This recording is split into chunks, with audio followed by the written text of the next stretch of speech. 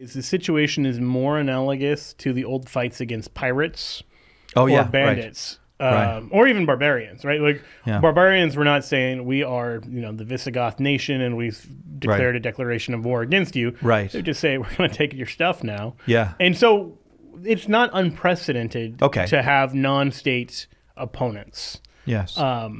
It's murkier. And so the moral calculation gets a little trickier. Right. When and so I think in that sense it needs more the virtue of prudence because it's harder to say when that kind of war is over. Are you going to fight against pirates until piracy no longer exists? Good luck. Joe Heschmeyer, apologist extraordinaire, author of The Early Church Was the Catholic Church. Thanks for being with us. It's so good to be here, Si. Well, by the way, Host extraordinaire. Thank you very much. Well, aren't we Heckle and Jekyll? No, you first. Lots of people love that book, so congratulations on it. Thank you very getting much. so much good feedback on The Early Church Was the Catholic Church. But here, we're going to talk to you a little bit about war. What is it good for? Absolutely. Well, I don't know if that's true. Maybe Not that's quite absolutely nothing. Not quite absolutely nothing, The right? church says legitimate self-defense. Okay, so I wonder if you have noticed something that I've noticed. And I may be the only one who's seeing this, but it does appear that our society currently seems to find its way into a war every couple years. Occasional breaks. I don't follow the news closely, but I have. But have you noticed that there Yeah. seems to be, and it's not always a big war, Right. Sometimes just a few weeks of, but it's war Pax nonetheless. Americana hasn't had as much Pax as you would imagine. At least recently. Right. At least recently. Certainly since the attacks on the World Trade Center, but even before that. I mean, so that does raise a moral question, or it should raise a moral. But actually, the problem is it often doesn't raise a moral question. But it should raise a moral question. Are we doing this right? Like, are we? Is a society supposed to be engaging in quite this much war? And so, how would we evaluate that? Yeah, I think there's a few ways we can evaluate it badly. Okay. One way to evaluate it badly is to just look at a very basic cost-benefit analysis. Can we get more through war than we can get through peaceful means, or can we avoid some problem through war that we couldn't avoid through peaceful means? Oh, that's what we might call realpolitik, probably. That's exactly. And it's just not. That's not a sufficient examination. Right. It's amoral for starters. And yes, the second, maybe opposite extreme view views the state as no different than a group of people. yeah. So you can't just walk down the street with your friends and start a war. Exactly. Or at least you're not supposed to. Right. Well, like vigilante justice, Yeah. all of that stuff. Like there's a reason Commissioner Gordon is more in the right than Batman. Right. Because one of them has a legitimate authority and the other one doesn't. Like being super rich doesn't give you the right to just commit violence. So Tell that to the super rich, Joe. I'm afraid to. But in all seriousness, there is a legitimate difference between what a state can do and what an individual can do. Mm-hmm. But what a state can do is not unfettered and needs to comport with the law of God, the demands of justice. And the church, in her wisdom, has laid out some pretty clear conditions that we should be looking at. And the problem is, I think, as you've said, is that instead of just war, we have just war. That pun works better in written form, but it's true. Those are the capital letters. Okay, so how much of this? Because we're going to get into the details of how we might make this moral calculus. Mm-hmm. Once we conclude that a moral calculus does in fact need to be made here, it's not an easy thing. We can't simply say the state really is just like an individual or a group of individuals and resolve it that way. And we just would, by common sense, say, well, if an individual can't go to war against others, then the state shouldn't be going. We can't say that. But on the other hand, we can't take the realpolitik view that just says, sometimes war is an efficient way of states achieving the ends that states legitimately achieve otherwise. So if it's more efficient, go ahead with war. We got to reason our way to a middle position somewhere. Yeah, and so a better middle position looks at some sort of criteria like just war for going into war, but that's actually not good enough either, because that doesn't end the moral analysis. A war can be just overall, meaning the casus belli, cause for going to war can be just, and you can have every grounds by which to wage war, but you still don't get a carte blanche to do whatever you want during war. I'll give you some real, if controversial, examples. World War II was certainly a just war. Not only were we attacked and we had legitimate self-defense, but everything going on at the Holocaust and the massive, it was obvious who the aggressors were and who those acting in legitimate defense were. And yet, some of the things those countries did, including the United States, were beyond the pale, were morally unjustifiable. So you think about the firebombing of Dresden, where intentional, targeting of civilian cities to burn thousands upon thousands of people to death. Right. The firebombing of Tokyo, the atomic bomb, certainly. The church is very clear. No, the fact that you are a legitimately aggrieved person, in the same way that, if someone does something wrong to you, if someone attacks you, if someone tries to steal your wallet, you can legitimately defend yourself. But you can't just light their mom on fire. Yeah. You can't do whatever you want. It's not just it's self-defense and therefore you're good to go. It's self-defense and now you can defend yourself. Let's look at what defense ought to look like. And many people would just dismiss that out of hand as unrealistic. But I mean, it seems to me that many morally reasonable people, it's easier for them to see, for example, that the attendant evils to war, for example, rape is a common attendant evil to war, that's wrong and that's a crime. Yes. But they don't see that murder within the context of war is a crime. Yeah, it is quite striking in that regard. I think a lot of it has to do with the distance. There's something more personal.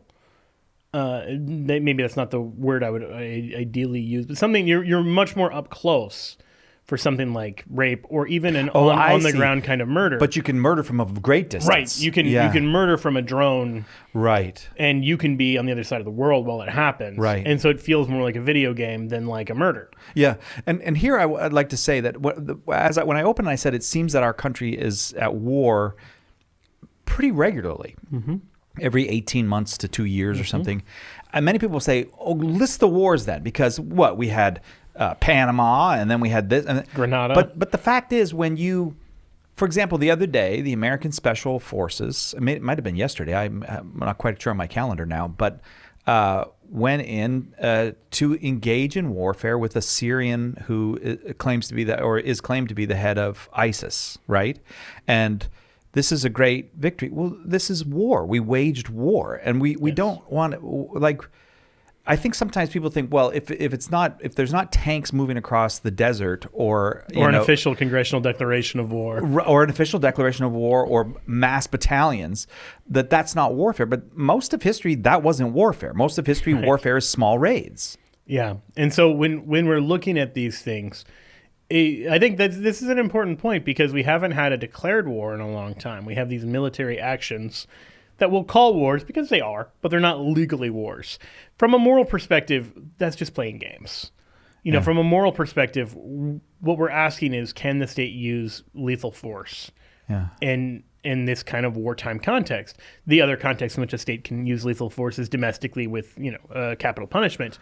But here we're looking at the other use of state lethal force in warfare. And the church is very clear that, we should, both citizens and governments, Catechism says in 2308, are obliged to work for the avoidance of war. Yes. That we can't just be satisfied with the status quo of constant warfare. But on the flip side, we're also told that as long as the danger of war persists and there's no international authority with the necessary competence and power, governments cannot be denied the right of lawful self-defense once all peace efforts have failed. So in other words, we are not pacifists. We do not take a war is always wrong no matter who's doing it or what. Or, if someone attacks you and your choices are be totally overwhelmed by this enemy force. Yes. Or engage in legitimate self-defense. You can legitimately engage in self-defense. That's an important point to make. And the defense of your family, defense of your home, the defense of your country. And the nation is an actual actor. The nation is not just an amalgamation of people. Right. The nation, has guardian angels, there's an actual entity called the state. And it has certain abilities that individuals don't. St. Paul says in Romans 13 that the ruler bears not the sword in vain, for he's God's minister, an avenger to execute wrath upon him that does evil. Now, that's a pretty clear recognition that there's some things that the ruler can do that the state can do that the individual can't. Right. But even still, St. Paul doesn't think that just is anyone and everyone, right? I mean, he dies at the hand of the state. He's not going to say, well, good. I mean, the state punished me, so therefore it must have been just. No, of course, there's limitations to state power, both in capital punishment and in warfare. And we're looking specifically here at the warfare. Okay, so which would you like to emphasize? Because two things in the modern world seem both of these seem very, very difficult comparatively. Now, I may be underestimating what the medieval world was like, but it seems like if you have, a prince here and a prince here, and this prince is raiding the villages regularly, then this prince has a right to go to war to defend. But in the modern world, you have things like the war on terror. Well, am I permitted to engage in a war on terror? It's a war against something that's abstract. Do I have to declare war against another state? You think of President Trump was quite averse to war. We didn't have a great deal of war with President Trump, but he killed a general of another country on the land of a third country, but in the context of another war, which is the war on terror. So do you see what I'm saying? That the moral calculus just seems so complicated, and I'm not even intending to imply a criticism. It might have been perfectly legitimate what was done, but the calculation seems very hard to make now. Yeah, it does seem in a lot of ways the situation is more analogous to the old fights against pirates or bandits. Right. Or even barbarians, right? Like barbarians were not saying we are, the Visigoth nation and we've declared a declaration of war against you. Right. They just say we're going to take your stuff now. Yeah. And so it's not unprecedented to have non-state opponents. Yes. It's murkier. And so the moral calculation gets a little trickier. Right. When and so I think in that sense it needs more of the virtue of prudence, because it's harder to say when that kind of war is over. Are you going to fight against pirates until piracy no longer exists? Good luck. Are you going to fight against terrorism until terrorists no longer exist? Like, it's not going to happen. No. And so what is the legitimate intention that you're looking for? Now, Aquinas, he's going to lay out three pretty clear criteria. The church now has more things to look at. But he's going to start with three. And these are criteria for to entering into the engaging of the war. Right. These are legitimate reasons to enter into war. But I think one of them, in terms of intent, really speaks to what you're getting at in terms of maybe the murky nature of the war on terror or these, poorly defined or open-ended police actions where when do we know if the objective has been met? And so he's going to look at three things. Number one, the authority of the sovereign. We've already talked about that. The state can do things that the individual can't. And he points out that a private individual who's aggrieved can turn to the state for redress. But the state has no state to turn to. Exactly, which is why the Catechism talks about whether or not there's a legitimate international authority. So in other words, if there's like a trade dispute, we can go to the World Trade Organization. Or if there's some things where you don't have to go to war because even nations have someone else they can turn to as some sort of multinational organization, the United Nations, NATO, whoever it is, and find some other recourse when the two nations aren't getting along. But there's always a coercive power behind that. There is. Nations maintain arms so that when they win in the World Trade Organization, they can follow up on that. Exactly. At a certain point, if push comes to shove, a nation either will use potentially lethal force or it won't. Right.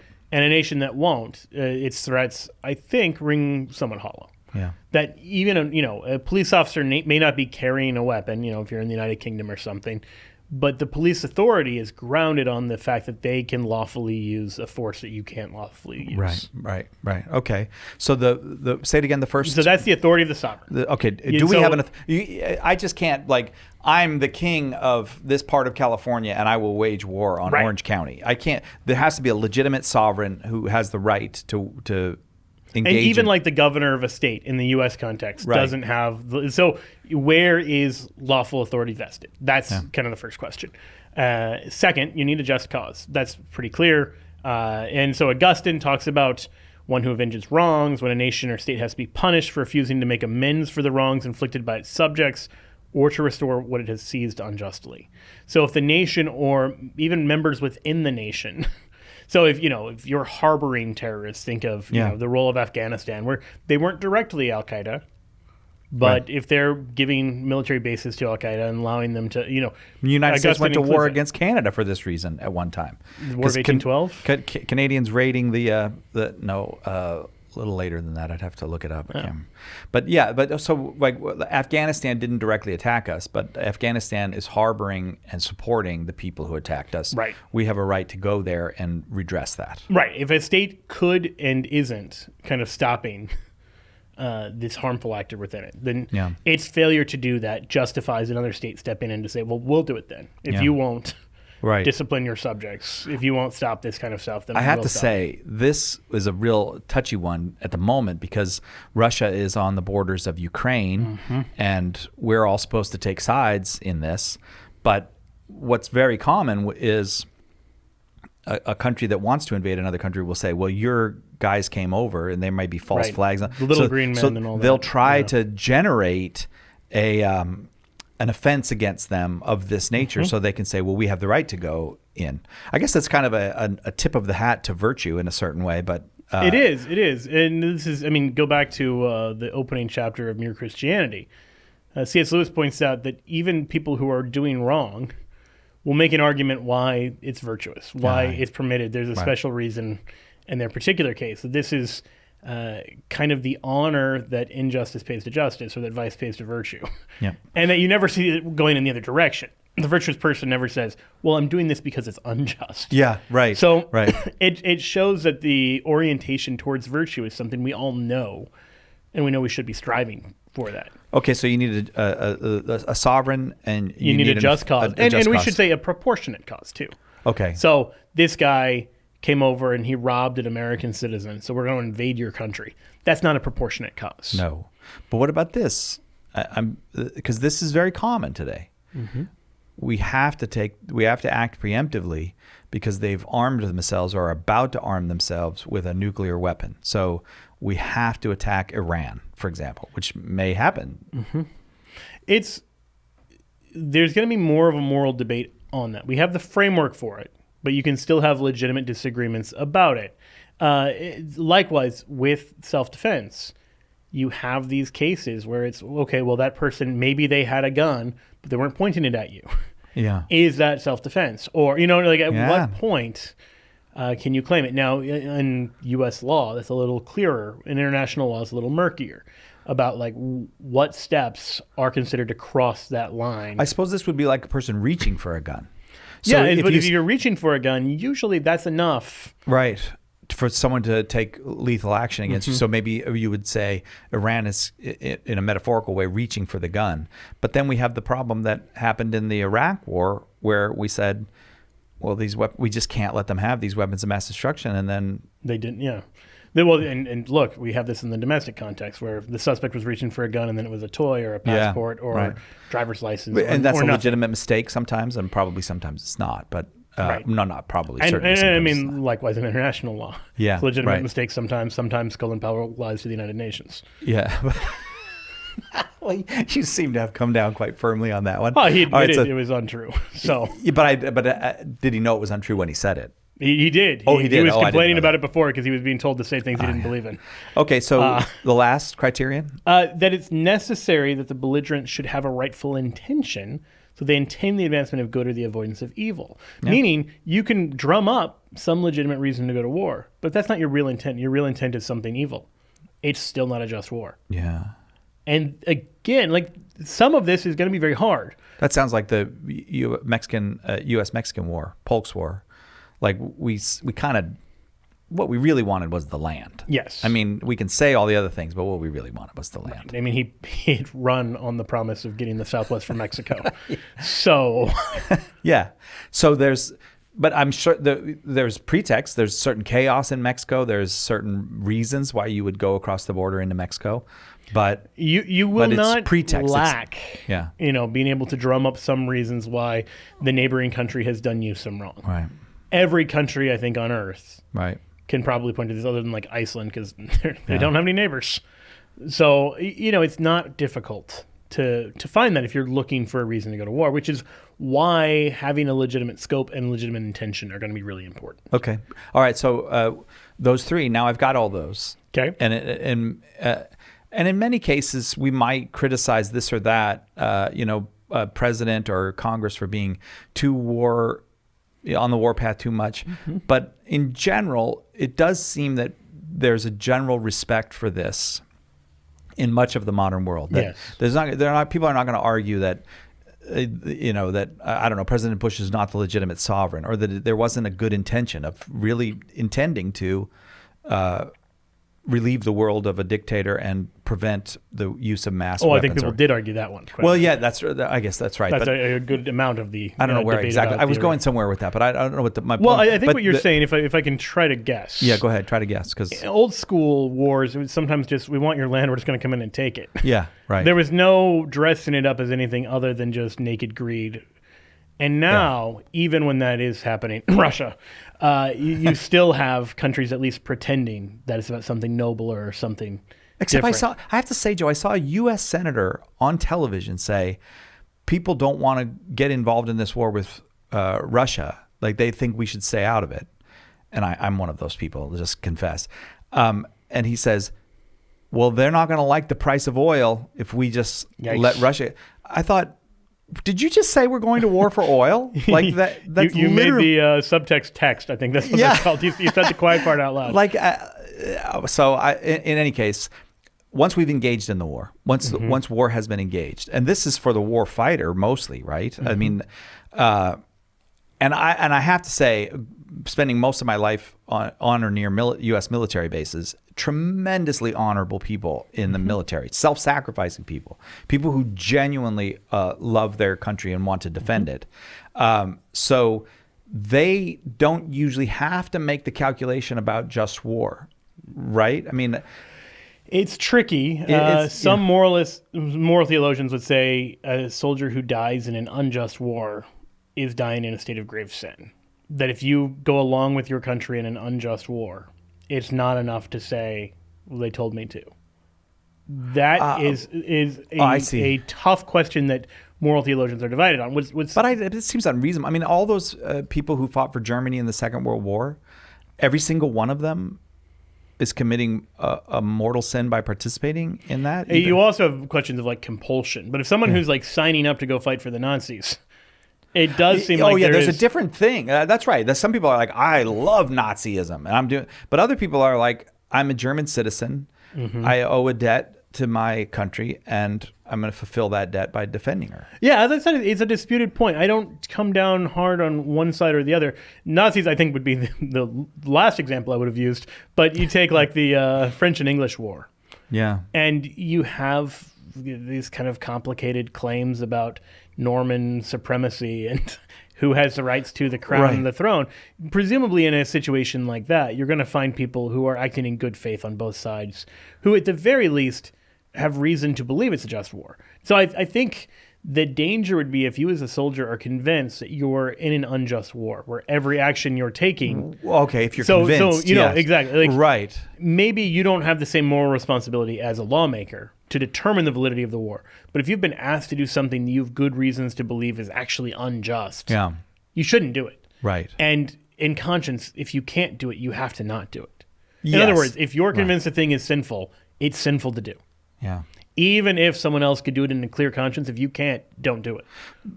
Yes. And take whatever consequences come your way. That's much easier said than done, but that's just your duty as a Christian, as a person who loves justice, as a person who loves goodness and truth and doesn't want to give a foothold to sin. That's the overall going to war at all. The other issue, of course, is once you get into war. And the Catechism makes the obvious point that the moral law doesn't just stop because it's wartime. No. That there's a permanent validity to the moral law. And so in particular, go ahead. Non-combatants, wounded soldiers, and prisoners, must be respected and treated humanely. 23:12, 23:13. The mere fact that war is regrettably broken out does not mean that everything becomes licit between the warring parties. And then finally, actions deliberately contrary to the law of natures and to its universal principles are crimes.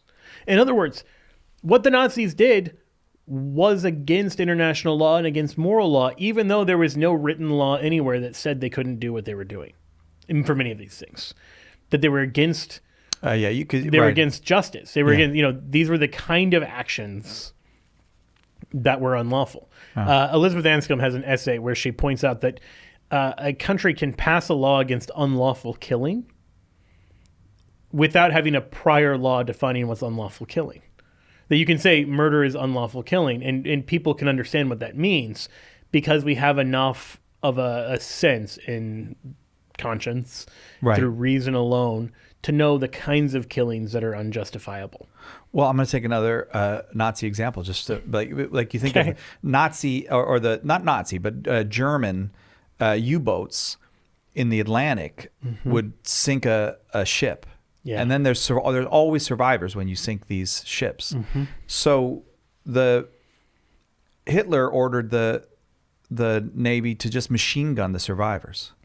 Well, the Navy didn't machine gun the survivors. So it seems to me that sinking a ship somehow fits into the moral calculus of war, but machine gunning helpless sailors in the water does not. And these sailors recognize that. These German sailors and commanders recognize that. I mean, sinking a passenger ship is still against international law. Yeah, but sinking a military ship. Right. Yeah, because then at a certain point, these people are more like POWs than they are combatants. They're, can you go in and kill a combatant while they're sleeping? Those kind of questions, like at what point does that end? Can you kill someone who's home on leave? Those sorts of things. Like, can you target them and intentionally kill them when they're not presently engaged in warfare? Yes. If someone's, in the Army Reserves, are they a legitimate combatant? I think most people would say no. But sometimes I think you're getting to something real. The line between combatant and non-combatant is sometimes a little murky. One of the ways the U.S. tried to justify the atomic bombing is that I think Mitsubishi had an arms factory in either Hiroshima or Nagasaki. Now, that's probably too remote. It's probably a legitimate target for bombing, not for an atomic bomb. That's exactly it. It's a legitimate target for bombing, but it's not a legitimate target for taking out an entire city in order to reach that target. Right, and you couldn't probably kill the workers intentionally. You see what I mean? Like, you can blow up the factory, stop the production of the arms, but intentionally killing like the individuals building the stuff, they're probably too far removed. They're in the realm of non-combatants. Right. And some of that you just have to make a moral judgment on. At what point is a person sufficiently involved in the combat? Because they don't have to just be directly pulling a trigger. The guy driving the tank is involved in combat, not just the guy operating the tank's gun. Well, people make fun of the U.S. military's mode of waging war nowadays because they say there's lawyers in the room when they're deciding, can we drop a bomb on this car because it's got 3 terrorists and 4 children? And what's the, they got to make. Yeah. I actually don't think you should make fun of the military for that. No, I think not at all. That's a very important thing to do. Make that calculus. A moral obligation accrues to you when you have a greater power of discrimination. If the only way to get to that car is I don't know who's in it, I don't know any, and I got to drop 1,000 bombs to take the road out, then you're only responsible for what you can do. But if you can make a pinpoint, precise decision, you now have a higher moral obligation. Yeah, you take something like an actual terrorist attack. Let's say you could discourage the opposing country by committing just horrendous acts of violence, like intentionally targeting the most innocent members of society. Yeah. You just blow up a nursery or something. The sheer number of those killed may be rather low, but I think almost anyone has enough conscience to say that is awful. That's horrendous. It's not right. You can't. And it doesn't matter how good your cause is. Right. To purposely target people who are non-combatants, who are innocent children in this case, is indefensible. On the other hand, almost all those same people would say, in some context, you could, bomb the munitions factory next door, even if there's a really good chance that inadvertently those kids are going to die. Yes, that's right. Those kinds of questions, in terms of principles, we're looking at what's called double effect. If your intention is a good one, if you don't intend the evil, and if the good is proportionately large, that it outweighs the evil that you don't intend, you can pursue it. That okay, like you're trying to do a good thing, the fact that inadvertently a bad thing is going to happen. If you swerve to avoid hitting a kid knowing you're going to hit a dog, that's totally morally fine. If instead you swerve just to hit the dog, Yeah. That's not morally fine. Or if you don't swerve to save the kid, that's not morally fine. Right. Right. Which is, I think, the problem we have nowadays more. But we value the dog more than the kid. True. But, okay, so I feel like I'm clear now on the justifications to enter war, that you have to have these 3 criteria met. But in general, what are you saying about once I'm engaged in warfare, even if it's just warfare, but I'm the war fighter? Yes. What are the or I'm the commander or whatever? What's the? So you're still. I mean, I mentioned a couple of them. You still have to show due respect to non-combatants, wounded soldiers, prisoners. Right. You still have to obey the moral law. So rape and murder are still wrong, like they always are. Right. Additionally, we're warned specifically against warfare directed to indiscriminate destruction of whole cities or vast areas, that this is a crime against God and man. This is strong language from the church saying large-scale atomic bombing, even large-scale non-atomic bombing. You use MOABs or whatever to blow up like a huge area, and you're not trying to hone in. Yeah. That's immoral. That's wrong, and it's a crime against God and man, that you've done something seriously abhorrent. Yes. Even if your cause was a good one. You can't just willy-nilly engage in atomic, biological, or chemical weapons. And those are specifically cited in this warning in 23:14. And then, of course, like everything else that kind of goes with that. Like if you're doing something that would be immoral in peacetime, it's probably immoral in wartime, with the exception of like fighting opponent, like combatants. Right. There's like a narrow category of things that aren't in your own self-defense, but are in the self-defense of your country. You can do those things. But in general, like if it's not a moral thing to do, you shouldn't be doing it. Yeah. It was basically what we can say about just war during war. And then in addition to all of this about entering into war, about our engagement during the war, we haven't even talked about the kind of broader surrounding issues like the arms race and accumulation of weapons. All of those are things that are threats to peace and that we should be very wary of. You mentioned the nuclear arms race and like attacking a country preemptively because they're going for nukes. And here, I want to draw a little bit of a potentially controversial analogy to the Ahmedabary case. Okay.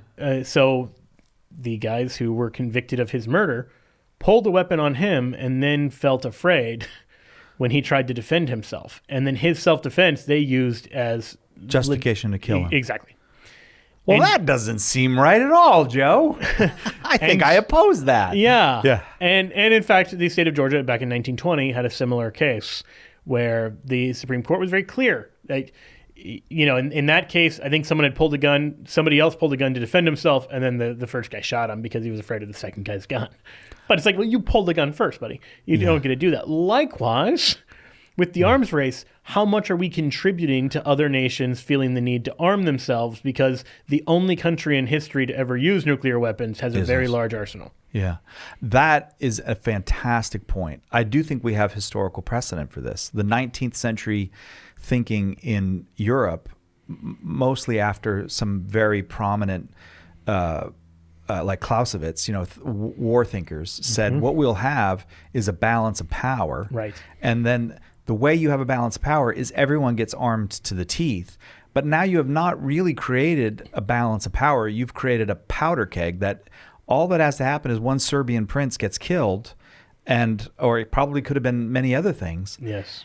Calling him a Serbian prince was a very controversial. Oh, well, whatever. I mean, our Serbian listeners are not going to love that description of Archduke Franz Ferdinand. Yeah, that's right. Okay, so, but thank you for digressing. I stayed in Serbia, and across the street from our hotel, there was a statue to the guy who assassinated him, which I was shocked by. Like, this guy unleashed the most bloody terror of the 20th century bloodbath was begun with this one assassination. Right. But it wasn't because but it's not possible for this guy, by killing the Archduke, to start the First World War.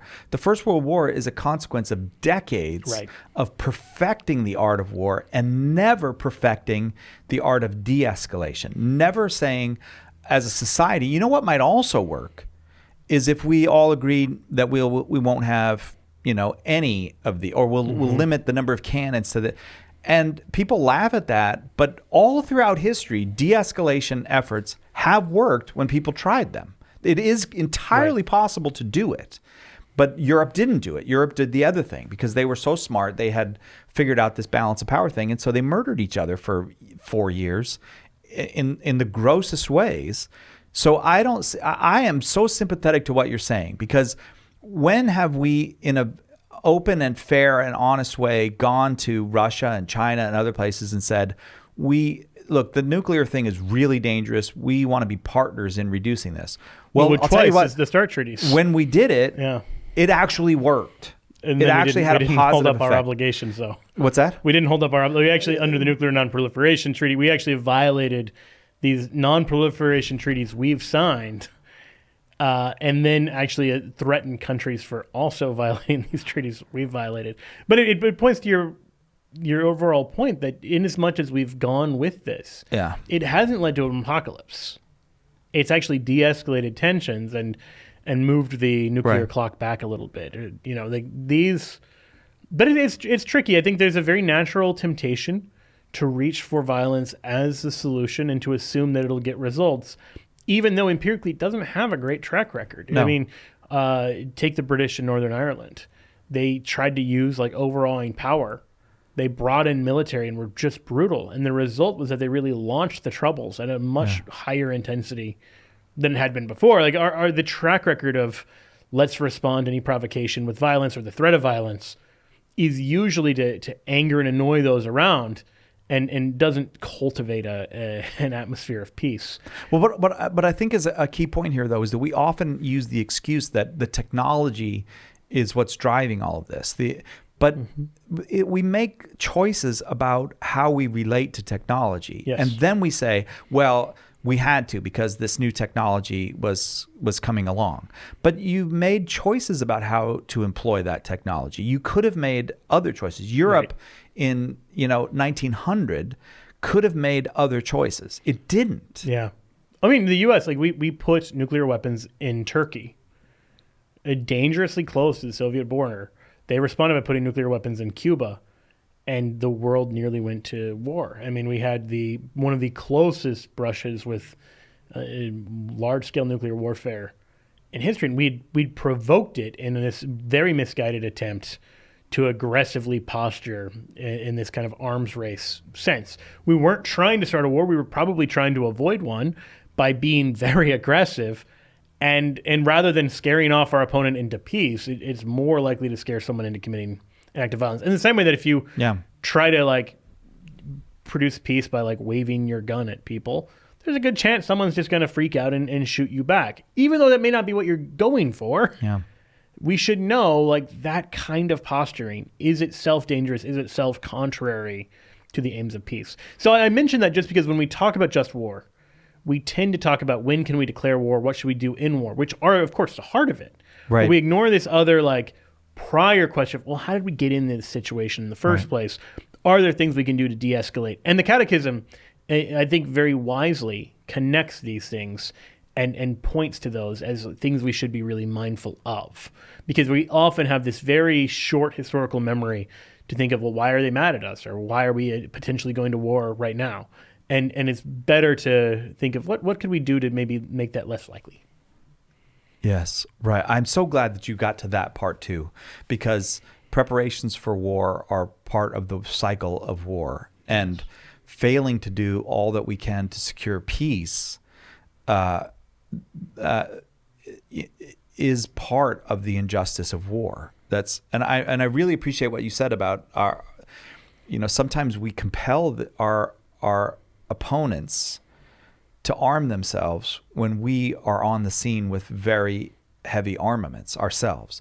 I don't think that America is to blame. I think the role of the British Empire in the 18th century it did have good effects. It wasn't all bad effects, and that role got passed on to the United States after the World Wars.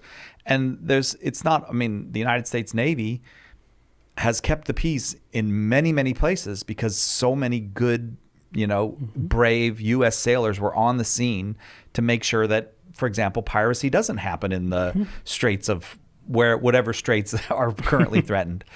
But we see this success and we don't ask ourselves, I think a lot of people go, well, look, mutually assured destruction, it worked. Well, did it? I mean, shouldn't we check in 100 years and see if it worked? Like, see if the planet is still here? Right. It's a good question because there are all of these downstream kind of unintended consequences. When we talk about mutually assured destruction, we're assuming two countries, the U.S. and the USSR. And there's all sorts of downstream consequences. Everything from a loose nuke in the state of Georgia to the new independent states after the dissolution of the USSR and what's going to happen to all the nukes then. There were serious concerns about the security up near, what is it, Kaliningrad? Up kind of near Finland. The water over there, there's some nuclear submarines that may have functional nuclear weapons that have sunk. Yeah. I mean, there's all sorts of these kind of, and so thanks be to God, none of these things have turned out disastrously. But we've courted disaster right more times than we can count. The fact that we've narrowly missed destroying a ton of people multiple times, we're counting that as a winning success. And maybe there were better ways. And just pointing to like the way we got into mutually assured destruction is at least in part that we threatened to nuke the Soviet Union over Korea. And so like the arms race in part was that when we had nukes and no one else did, right, we got kind of an itchy trigger finger. Yeah, right. We didn't count on the Rosenbergs. No. You never do. You never see that coming. But a world where everybody has a gun to everybody else's head, that's not peace. No. It may be the absence of violence. It's probably a ticking time bomb. Yeah.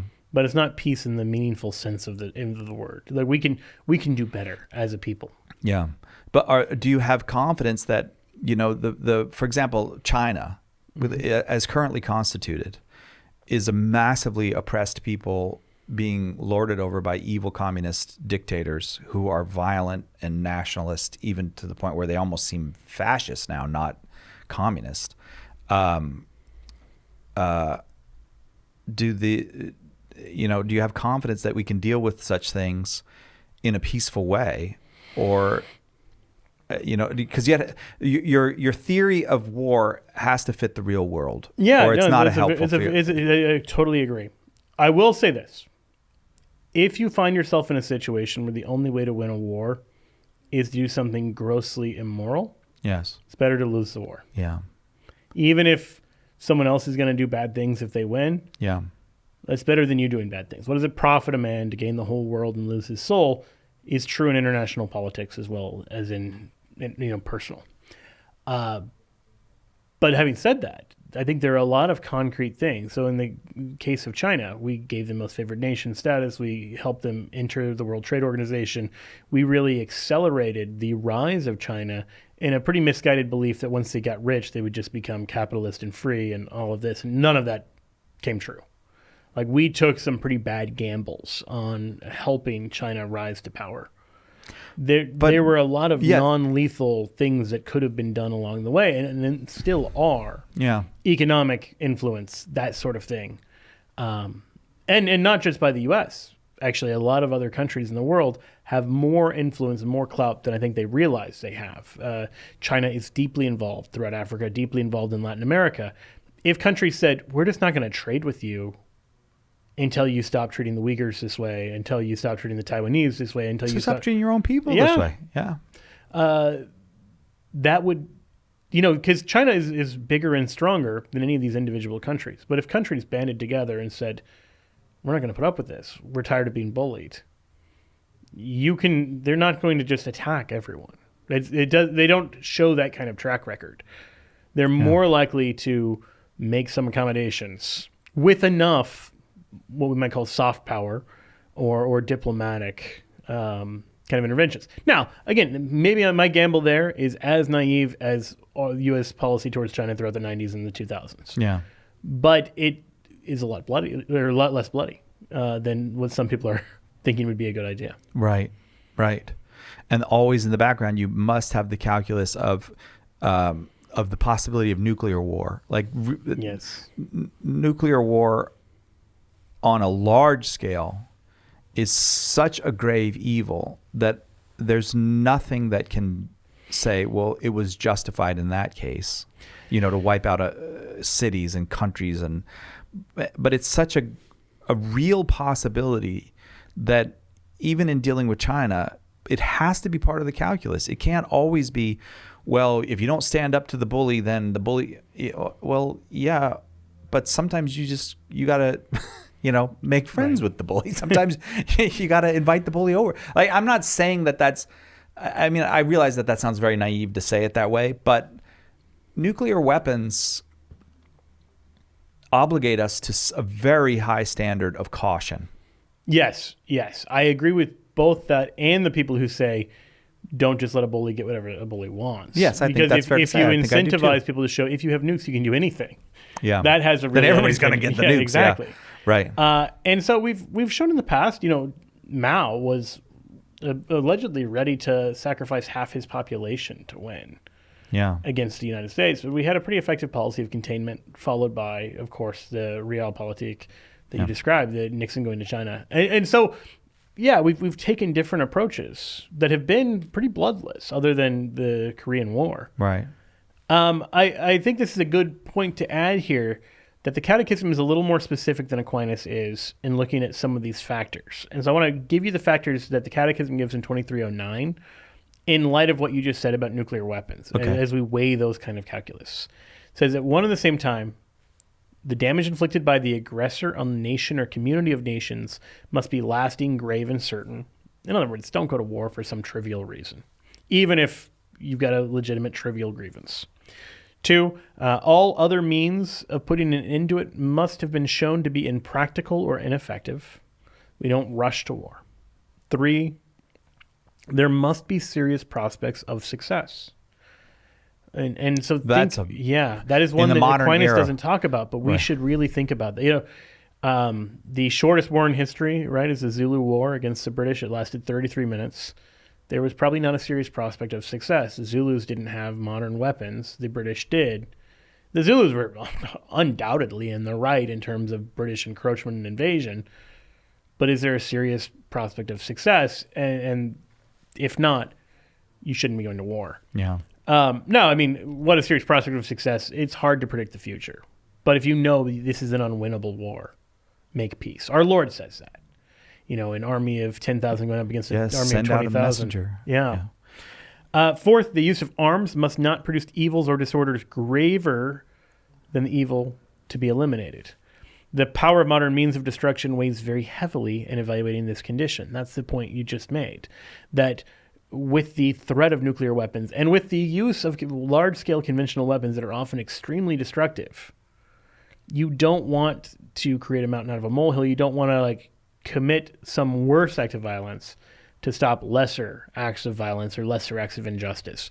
Those are all things that weigh very heavily. And you can see why this is a difficult calculation, that probably if we took these things seriously, we would be in a lot fewer wars. Yes. We would find other less aggressive means of resolving our conflicts. It's a bad habit.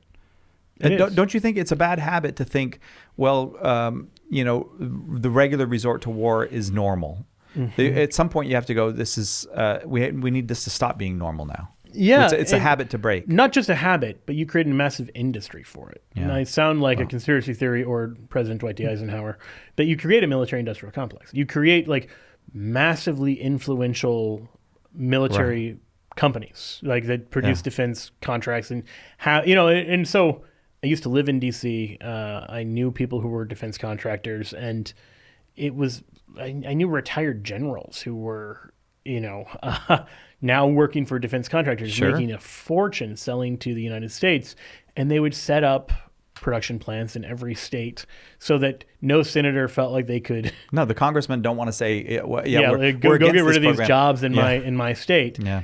And so that's a major force for this question. That they don't have the national interest in mind. They have their own economic interests in mind. Right. And that's something that I think you need people of strong will to stand up to that when appropriate. That not everything that fill is justification for war. Yeah, exactly. Right. Yes. Right. And when there's prospect of peace, just keep pursuing it. Like, this is the way I don't know what's going to happen with Russia and Ukraine and all of that, but I do feel like as a nation, we treat Russia as an enemy, and rarely do you have the idea of, well, what would it take to make that not the case? Because there's no reason for them to be a natural enemy. There's no natural opposition between us.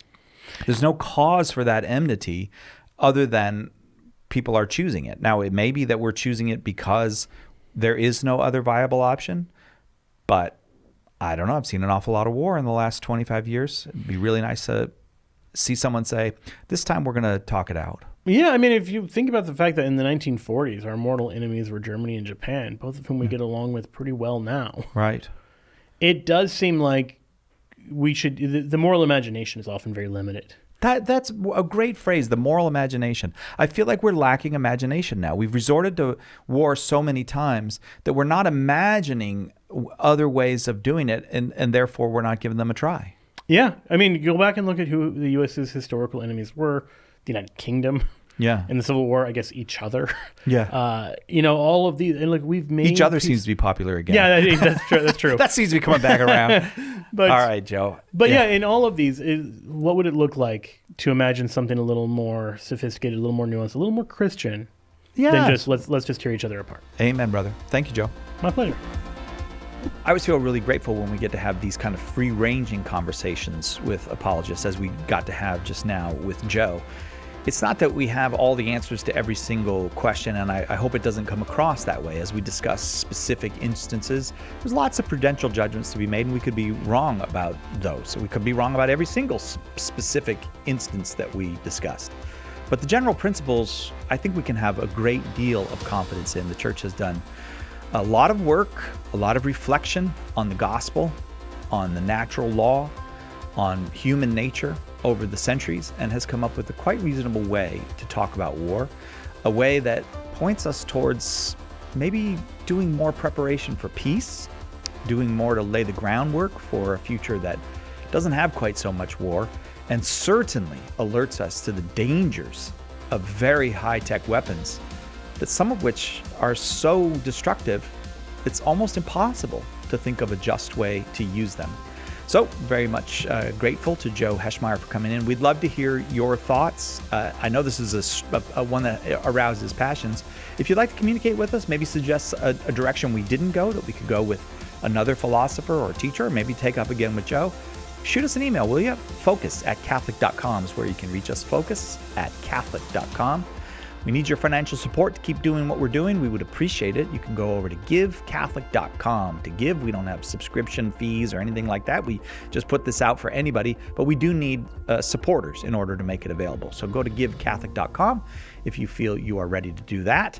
If you're watching on YouTube, hit that little bell down there. That way you'll be notified when new episodes are available. And if you're listening on any of the podcast systems or whatever they're called, I don't know what they're called, Spotify, Stitcher, Apple, just subscribe, and that way you'll be notified when new episodes are available. We'll see you next time, God willing, right here on Catholic Answers Focus.